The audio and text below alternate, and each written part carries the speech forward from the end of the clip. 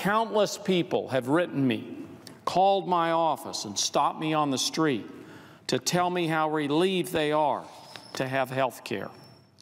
Others tell me that we can't afford to go back to having insurance companies in charge. We can't go back to caps on coverage, back to allowing corporations to deny care because of a pre-existing condition, and back to lifetime limits. I want to share what just a few of my constituents have told me. It's determined that Michael had a form of cancer, an aggressive form of cancer. And of course that's frightening. I remember one of the drugs he had was, I think $15,000. It was like a one-time shot. She was sick one day and she just never got better. So after a couple weeks, we took her to the best pediatrician. We did a simple finger prick and she had high glucose levels. Can you show them your Dexcom? Is that your Dexcom? Tell them what this does. Does that help keep you safe? Yeah. She didn't ask for this. I didn't even know what type 1 diabetes was before.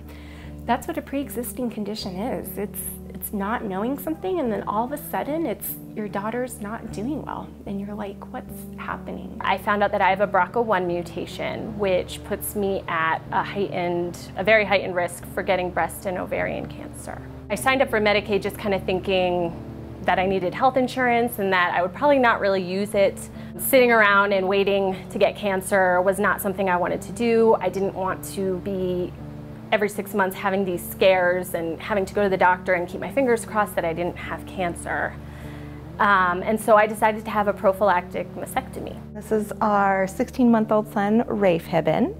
He was born with CVI, cortical visual impairment, which is a type of neurologic blindness. We have 2 types of health insurance. We have TRICARE through the military, and we have Medicaid for both my son and I. I mean, every single day we feel a little bit threatened. I'd say that, you know, our son's future is kind of hanging in the balance. Exactly. Yeah, that our son's future is hanging in the balance of people on the Hill, and that's a very scary thought. I am very concerned that his inability to speak or eat correctly or sit up or walk could be considered pre-existing conditions, and then what will we do if we don't have access to the therapist that can help him or the equipment that can help him? We'll just be totally lost. I mean, I won't allow that to happen. I would have to move out of the state, move out of the country, do whatever I had to do to gain access to the things that my son needs. I will do whatever I have to do, but as of right now, we don't have the money and the means to do that. So thank goodness, right now we are covered, but the future is very uncertain and it's incredibly scary for our family. My daughter's birth was a relatively traumatic event. My wife had a placenta previa, which means the placenta was in the way of my daughter coming out, and they didn't know this until my wife started bleeding, and so they had to do an emergency C-section, and then they sent us home, and then the next day we get a bill from the hospital, and it was $60,000. You know, $30,000 for the care of my daughter and $30,000 for the C-section, and I was like, where am I going to come up with that? You know. And luckily, the people from the hospital found us and they said, hey, I think you qualify for Medicaid. Medicaid has covered all of this. I was, from the visits with my doctors, which I've seen them countless times, to when I had this breast cancer scare, the MRI and the mammogram and the biopsy, this has all been covered. When the Affordable Care Act came along, it was perfect. It was meant to deal with this type of a situation.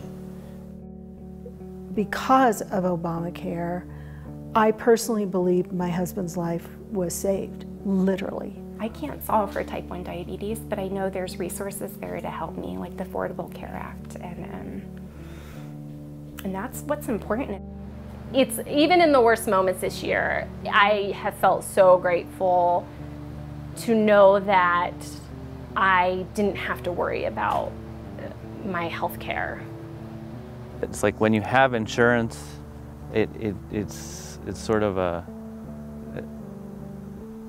yeah, it's like a bedrock underneath you, so that you're more secure in taking risks, in innovating, in doing all the things that, that have made our country what it is.